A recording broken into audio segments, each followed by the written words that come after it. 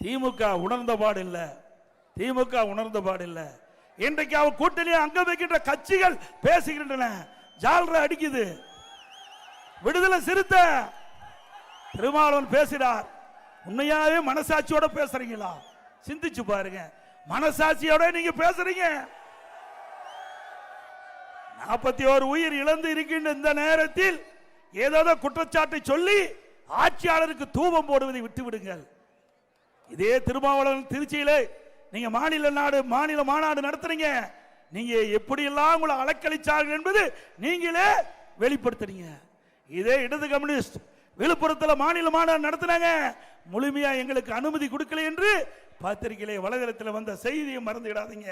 உங்களுக்கும் இதே நிலை ஒரு காலத்தில் வந்தே தீரும் என்பதை நீங்கள் எண்ணி பார்க்க வேண்டும்.